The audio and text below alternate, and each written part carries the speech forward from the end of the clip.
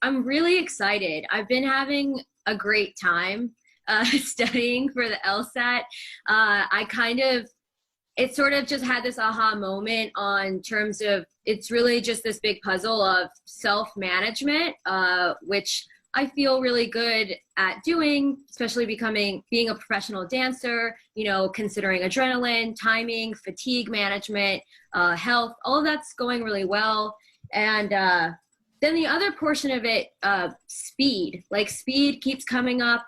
And the more and more I just invest in like understanding theory and understanding sort of like memory drills of reading a stimulus, covering it with a Post-it note, the better I get at memory and just comprehension, the speed is sort of taking care of itself. I just watched a video of yours recently that was talking about the habits of high scorers, looking at the stimulus almost holistically, instead of just focusing on question type. And I think I've watched that video or heard that from you maybe 10 times. And I just understood what you meant, really understood what you meant just a few days ago. So I'm having a great time. That's fantastic to hear. People don't always say that about LSAT studying. So I'm glad that you're having that kind of experience and it's clicking. Yeah, it's been going really well. I have you here. So I want to ask, a few questions, of course, if you don't mind, if I just jump right in. Yeah, feel free, please. Okay, great. So obviously your review organization is huge, and looking at review is the Socratic method. I am sort of curious. I used to I'm wondering what your organization tools are, or like what you've heard of people organizing. Right now I'm working in Google Sheets, and I've been working in terms of like question type, question stem type.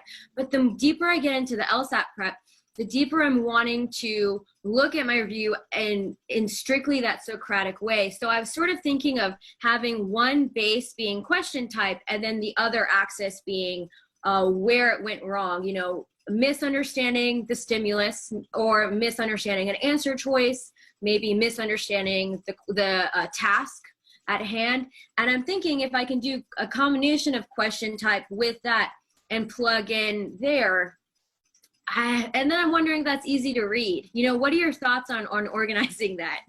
Yeah, sure. It sounds like you're describing a sort of matrix where you have on one axis, as you said, question type, another axis, maybe something else in terms of what might have gone wrong. Yeah. I don't know that you need to go in that direction because, as you said, it may not even really be about question type. So that information may not even necessarily be useful. Definitely. Okay. That's what I was trying to figure out. I'm like, am I taking this too far? Kind of like, where's my time really most valuably spent? Okay, so maybe a Socratic review. What do you think? Google Sheets? Is that what you're hearing people are using? Just keeping a tally? Do you think keeping a tally, or do you think like maybe putting that PT 26, section 3, Q19 and coming back to it? Is that sort of the most efficient way to do this? I mean, I definitely hear people using Google Sheets or even just a Google Doc. Whatever works for you. I think it's not really about categorization as much as just figuring out where you went wrong. In terms of systematizing it, I think of it 3 different parts: stimulus, question stem, answer choices. If you want to divide it up further, I'd say stimulus, question stem, right answer choice, and then the wrong answer that you picked or considered, if there's one major one. But those are the only categories I'd be thinking about. Obviously, in some cases, it's more about looking at the answer choices, other cases more the stimulus, others the question stem, but it's about where specifically out of those areas you went wrong and going deeper on that. So in some cases, you might have a lot to say about the stimulus in terms of your understanding or misunderstanding of that. Other cases might be a lot more focused on the answer choices. Yeah, that makes total sense. Yeah. Okay, great. Yeah, I just came across a question the other day where the answer choice B was really long, convoluted, and C was extremely short, and C was the correct answer. And it felt like a stylistic trip up, where when you're reading it or something like that. So I can see where that would be really useful. Okay, I feel a lot better about that. even different resources on Socratic review sort of have you set things up differently. So obviously I wanted your opinion on that. I respect you so much. That being said, I'm coming across, I'm doing really well on memory, like kind of just figuring out stimulus. What is it saying? Just spending time on that drilling.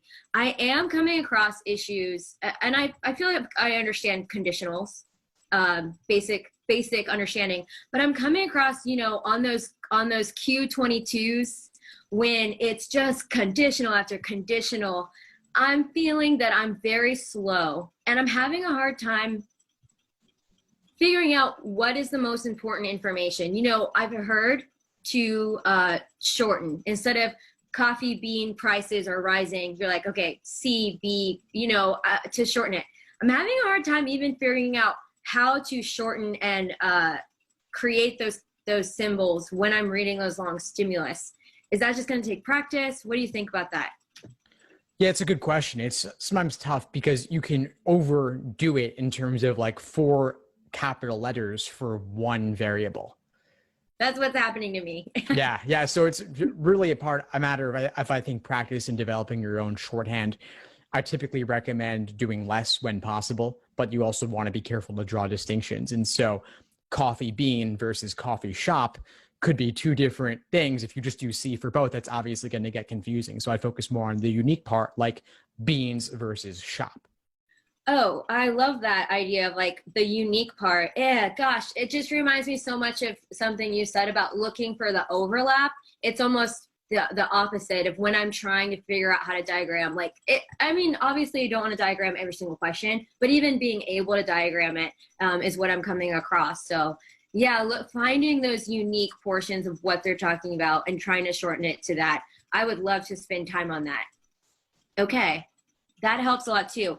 Generally speaking, I have this idea in my head that those really long, convoluted conditional stimuli are like inference questions or maybe a flaw question. So I was thinking if I try to drill, 20 inference questions, I might find a good chunk of those in there. What do you think about that strategy?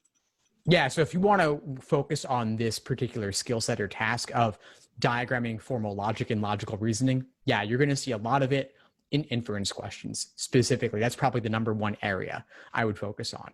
Then sufficient assumption questions. We did the workshop in the course recently going over diagramming there. Diagramming is a big part of that, or at least it can be. Flaw questions, sometimes yes, sometimes no, but that's really more in terms of cases where they are dealing with confusing necessary and sufficient conditions where you could diagram, but I typically wouldn't diagram flaw questions. So I'd focus more on those other 2 types. You're amazing. You're so right. I was in that sufficient assumption workshop. You're like, remember that, Alyssa? And I'm like, yes, now I do remember that, Steve. Thank you so much for pointing of course. it out. Also Great. some tougher parallel questions too, by the way. Mm-hmm. Tougher parallels sometimes involve conditional logic where diagramming could be useful. They get pretty convoluted in certain cases. Yeah, that's such a great point. I just remembered that there is a page on your blog that you have one page that lists out questions so you can drill, but you have a separate blog posting that talks about tough questions to drill. So I might look into tough parallel reasoning if I'm specifically trying to look for this kind of thing. That just gave me a really good idea. Places to start. Okay, cool. Thanks. Of course, Alyssa, my pleasure. But before we sign off, what would you say is the biggest insight you got from our call today? Oh man, there was a lot of good insights today. Definitely a lot. I'd say probably the most fun insight I had was just trying to navigate how to manage my review process. And, when you brought it up and managing it in terms of the Socratic method, and just trusting that, especially looking, wanting to be a high scorer and looking at those stimulus really in detail and being able to understand those, that really gave me a lot of relief. I was like, okay, if I can manage my review process with the Socratic method and trust in that, I feel really good about even studying today. I feel really good. Fantastic. Well, glad to help. Keep at it, and I'll see you in class soon. All right. See you tonight, Steve. Thanks for tuning into the show. Please subscribe if you haven't done so already to be notified of new episodes as I release them. And feel free to reach out if you need anything at all as you move forward with your prep. I'm happy to help however I can. In the meantime, I'll wish you all the best and take care.